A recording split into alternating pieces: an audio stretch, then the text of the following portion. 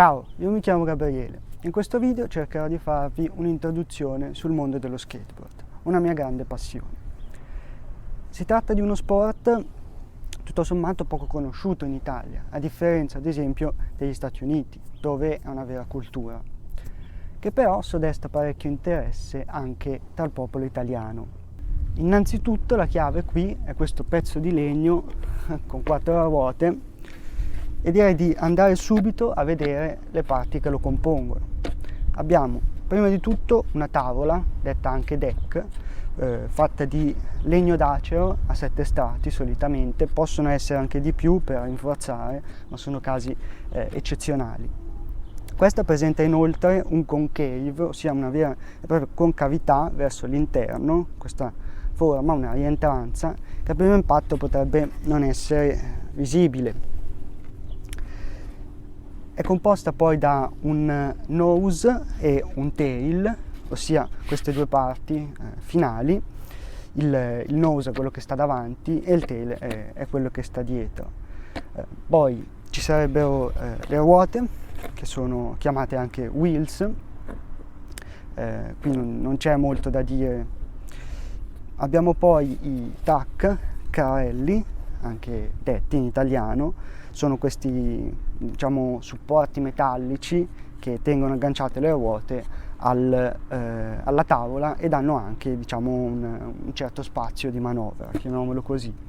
Ci sono poi all'interno delle ruote i cuscinetti, ossia proprio dei cuscinetti a sfere metalliche che permettono alle ruote di girare con fluidità.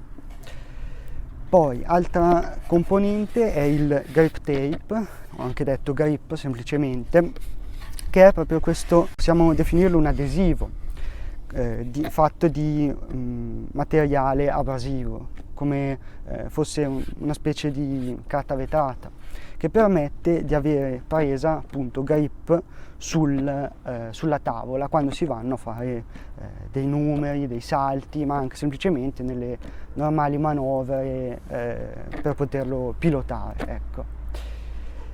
Poi ci sono diciamo opzionalmente cosiddetti riser pads, che sono delle specie di tavolette che permettono di rialzare un pochino il track rispetto alla norma. Io quando li ho montati, di solito si mettono quando ci sono dei pesanti shock che subisce lo skateboard, quindi dei forti impatti, magari con dei salti particolarmente alti, insomma, per assorbire meglio i colpi violenti. Inoltre, vabbè, ci sarebbero anche le viti e i bulloni, ma per il momento possiamo tranquillamente tralasciarli. Per analizzare questa a tutti gli effetti disciplina farei un breve riassunto di come è nata, però senza soffermarci troppo su questo.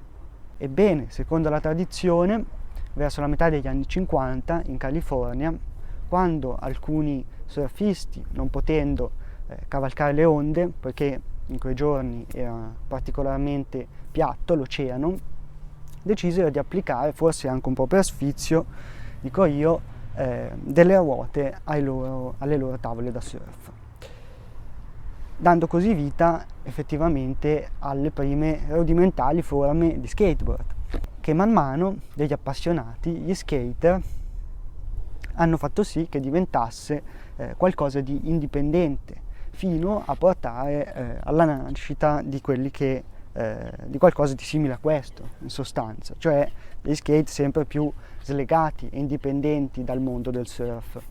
Questo che vedete però è uno skateboard da trick, potremmo dire, ossia progettato per fare principalmente salti ed evoluzioni, ma ne esistono anche di altri tipi.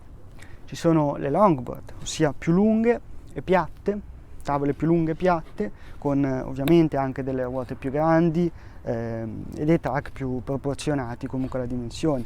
Nascono principalmente per fare le discese, andare comunque in velocità o fare pure lunghi percorsi in comodità. Abbiamo poi le cruiser boards, grosse più o poco meno di questo, ma totalmente piatte oppure con una sola aletta dietro sul tail, Anche queste sono usate diciamo, principalmente per i brevi spostamenti e comunque per muoversi in comodità anche all'interno della città. Hanno ovviamente ruote più grandi e vanno più veloci rispetto a uno skateboard come questo.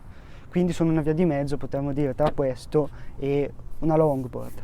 Ci sono anche i pennyboards, che sono sempre delle cruiser, però al posto del classico legno sono fatte di una plastica molto flessibile e anche, diciamo, molto dinamica.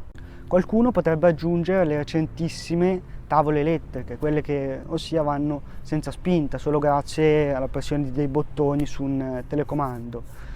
In sostanza sono come delle longboard, però appunto hanno questo motorino elettrico che fa andare le ruote anche ad una forte velocità, tra l'altro, al posto di darsi la spinta coi piedi. Ma da conservatore io non includerei nemmeno nella categoria degli skateboard. Tornando al nostro skate tradizionale, c'è da distinguerli in base alle dimensioni delle varie componenti. In primis la tavola in lunghezza e larghezza, ma anche in dimensioni del tail e del nose. Il tutto ovviamente e rigorosamente con dimensioni in pollici. Purtroppo dobbiamo adattarci all'unità di misura di chi li ha inventati questi attrezzi. Ci sono poi le ruote più piccole per queste qui da trick, e invece più grandi e larghe per le tavole da cruising o peggio ancora per le longboard. Inoltre le ruote hanno anche una durezza che viene misurata su due scale, detta scala A e scala B, entrambe associate a dei valori da 1 a 100. La seconda, la B, interviene per misure più precise sulle ruote attorno ai 100 scala A, anche se valori come 103A possono trovarsi certe volte. Comunque il valore più è basso, più le ruote sono morbide, ossia più aderenti al suolo e migliori per terreni accidentati. Mentre più il valore sale, più le ruote sono dure, ossia raggiungono velocità inferiori e sono, diciamo, più ideali per andare sull'asfalto piano oppure sulle rampe. Ci sono poi misure differenti anche per i track, che nella maggior parte dei casi possiamo derivare dalla larghezza della tavola. Poi vabbè, ci sarebbe anche da dire che alcuni sono più alti, altri più bassi, quindi più distanti o meno dalla tavola, questo per questione di utilizzo e anche di come uno è più comodo.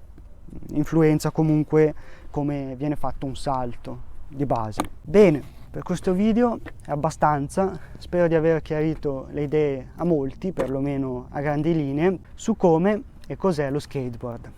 Vi invito a mettere un mi piace e iscrivervi al canale, perché questo mi aiuterebbe molto anche per realizzare nuovi contenuti in cui esplorare un sacco di cose nuove e interessanti. Se volete lasciate anche un commento, grazie. Adesso questo video mi ha fatto venire un po' di voglia di usare questo, quindi penso che ci farò un giretto. Ciao!